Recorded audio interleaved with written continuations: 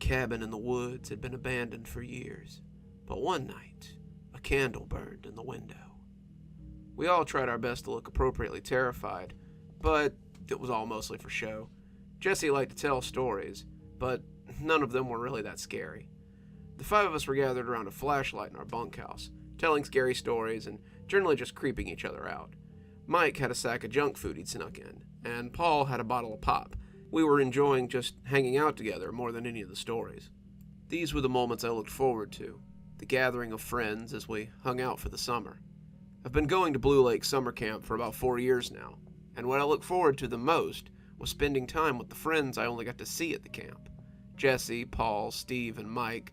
We had all been going to camp for about the same amount of time, and we'd become fast friends. They all lived in different places and didn't go to school with me, so the only time I got to see them was at summer camp. I didn't have a lot of friends at school, so I lived for their emails and the summers I got to spend with them. "That story sucks," came a voice from the back. We all looked up to see the sixth member of our cabin, Terry Woods, as he lay under his covers reading a comic book. Terry had been coming to camp for about as long as I can remember. He was a weird kid who never really got along with anyone. He'd been through 4 different cabins in 4 years, and I guess it was our turn to get him. He was quiet, didn't really do sports, and just kind of seemed like a creep. He was constantly hiding in the bushes and making people feel uncomfortable, and the counselors had even caught him peeking into bathroom stalls before.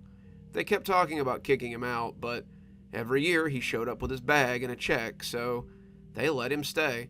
It's probably the only break his parents got from him, and who could really begrudge them a little downtime? Jesse turned to Terry and fixed him with a frustrated look. Jesse hated hearing that his stories were lame, even though most of them were. "All right then, smart guy, why don't you come tell a story? Show us what a real scary story looks like." Terry seemed to think about it for a minute, before putting down his comic book and walking over to sit on the bed with us. We made a space for him that was a little too big, since none of us really wanted to sit next to Terry. He looked into the flashlight beam, and it was like being around a campfire. The light made his skin pale and ghostly, and when Terry looked up, we all sat back a little in surprise. He looked like a corpse, and he seemed to know it. "You guys ever hear the story of the Whispering Hole?" A few of us shook our heads, but Paul nodded. "Some of the older boys told me about it. It's a hole in the woods, and they say you can hear Indian ghosts in it or something." Terry nodded, grinning a little. "Legend says that it's not Indian ghosts in that hole. The story I heard was that long, long ago, a bunch of superstitious farmers buried their kids out there to appease a forest spirit so he would give them good crops." We all leaned in close now, expecting a good story with a lead-up like that. "They say when the land was first settled and all the Creek Indians were safely chased out of the woods, the crops began to fail. An old woman, whom the townsfolk suspected was a witch, told the people that they had angered a forest spirit, and now their crops would do badly. When they asked what they had to do to bring the crops back, she said that they must take one of their children for every year they had settled here and bury them in a deep hole in the woods. Only then would the crops grow again, and the spirit would be appeased." We had leaned in closer, our shadows magnified against the roof of the cabin. The townsfolk realized that this meant 8 of their children would need to be sacrificed. So through a lottery, they decided which 8 must be taken. The rich tried to buy their way out, and the poor tried to beg their way out. But in the end, those whose names were drawn were taken to the woods. They were led there by the witch, and some of the men from the village came along too. Suddenly, the ground opened up to accept their sacrifice, and they herded the children into that space. When the last one fell into the earth, the forest erupted in a mighty roar. The crops grew, and the town prospered. But if the townspeople needed to be reminded of the price they paid for their prosperity, they had only to visit the hole in the woods and hear the whispers of the children. The town is gone now, but the hole whispers eternally. We sat in silence for a moment, all of us looking at each other as the story came to an end. Terry had created something special here, but none of us believed it. It was just a story, plain and simple. Or so we thought. "Wow," Jesse said. "Gotta give it to you, Ter. That was a good story." "Oh, "It's no story," Terry said. "The hole exists. I've been there." We were silent for a few seconds. Then we all began to laugh, thinking Terry was just making a joke. All of us, except for Terry, that was. As the laughter died, we all looked at his deadpan stare and realized he was serious. "You want to go?" Terry asked. The five of us looked at each other. Did we want to go out in the woods with someone we didn't quite trust and didn't really like? I already figured I knew how the rest would answer, but when Jesse spoke up, it came as a bit of a surprise. "Sure, let's go see this whispering hole. You're in, right?" he said, looking right at me. I surprised myself by nodding, but the other three shook their heads almost at once.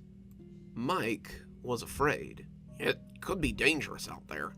I don't think I want to go." Steve was condescending. "There's no whispering hole. Terry's just trying to play a trick on us, guys."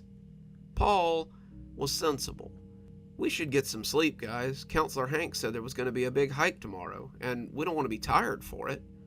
In the end, though, Jesse wouldn't be turned away, and I certainly wasn't going to let him go by himself. So, Terry, Jesse, and I snuck out of our cabin and trotted off into the woods with only the moon to guide us.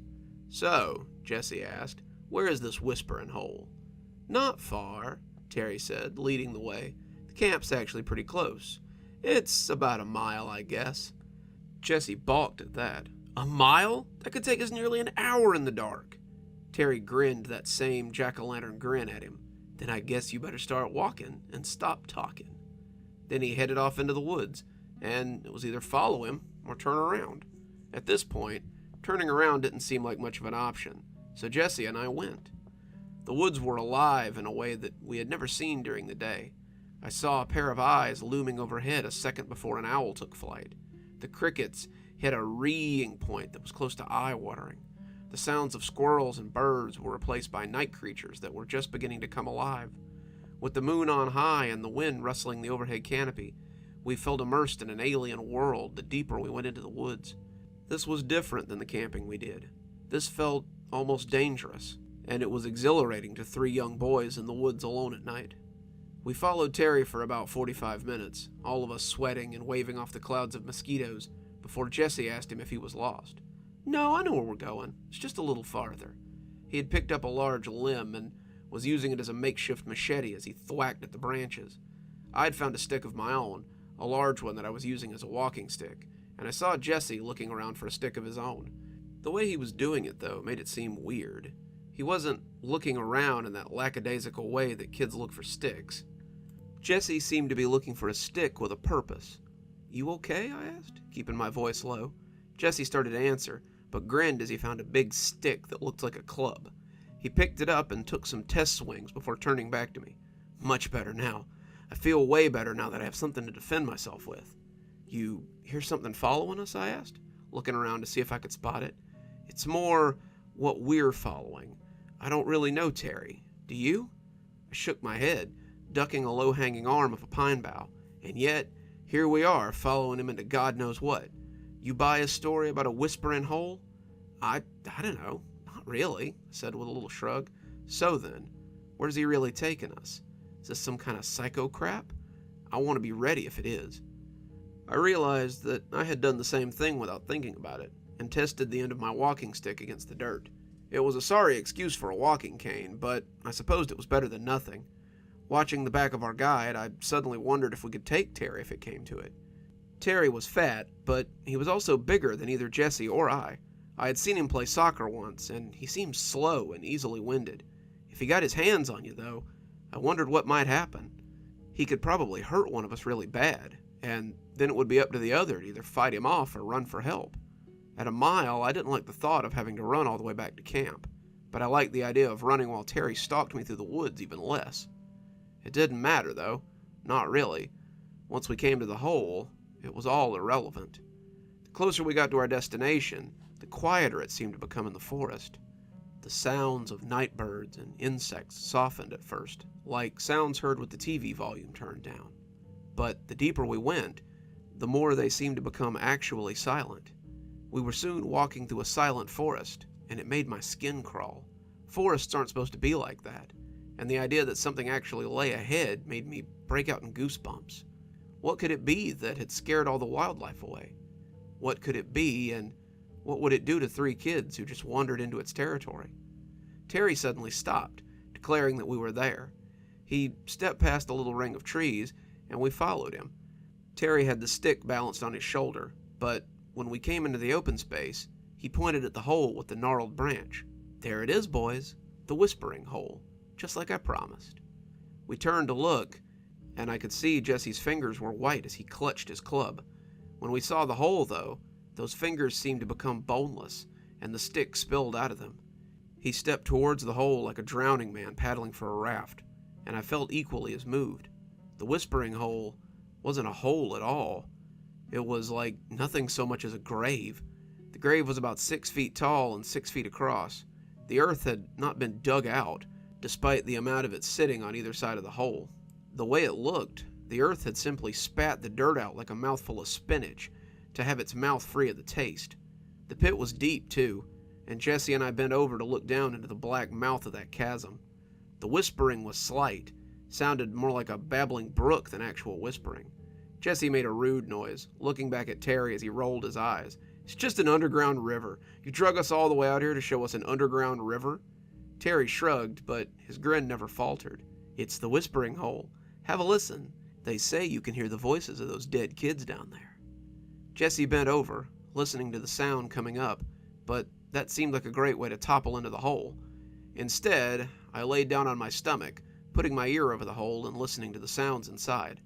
I had worried about the edge of the pit crumbling and sending Jesse falling in, but the edge of the pit seemed to be made of stone. It reminded me of nothing so much as one of those random caves you sometimes find in Minecraft. Those openings in the earth that just wait to be found. I had wanted to see if I could squint and see the bottom, but it was too far down to see anything. I wondered how we were hearing the water when a voice whispered up into my ear. "Beware, he's gonna push you in." I looked down into the pit and then over at Jesse, who was straining his ears and looking in. Who had said that? "He's pushed so many into the whispering hole. Sometimes it's people he knows. Sometimes it's people from camp, but it's always him. Get out. Get out while you still can." I turned to see if Jesse was hearing this, but that was when Terry made his move. I looked up just in time to see him shove Jesse with both hands, sending him falling into the hole. I rolled before I could really think about it, and it saved me from getting a tennis shoe to the face. Terry was still smiling, but his foot was coming down again and again as he tried to stomp me. I was scared, moving purely off adrenaline, and when I sprang back to my feet, he lifted his stick like he meant to club me. He didn't say anything. He just ran forward with that gnarled branch he had been using to clear the path. I threw my own stick at him and turned, running into the woods as I tried to make it back to camp. I had to let someone know what had happened out here. I ran through the forest like a startled deer, but it seemed like something was stalking me. Something big was behind me, and the farther I ran, the louder and more frantic it became. I felt like Snow White as I ran through the woods, the once enchanting landscape now little more than a nightmare forest that grabbed at me with every step. The pine boughs whipped my face, the rocks and palmettos sliced at my shins, and the constant rustling of something behind me kept me on edge. Every time I would think about stopping or slowing down, I would hear it and it would pique my adrenaline again.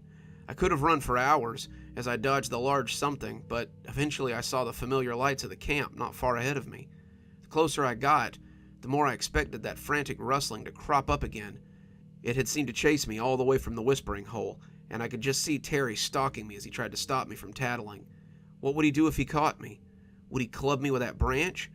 Or would he just drag me back to the hole and toss me in? When I broke free of the woods and made it back to those familiar cabins, I felt blessed indeed. The scoutmaster came after a few minutes of steady knocking, and he looked grumpy. When I told him what had happened, though, he woke up pretty quick. He pulled me into the cabin and took my statement as he called the police.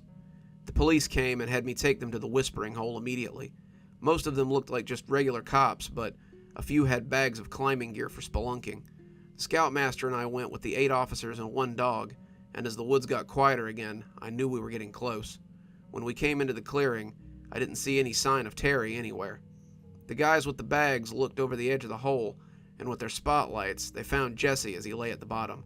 I was so afraid that he was dead, but One of the officers said that he was moving some when they shone the light on him.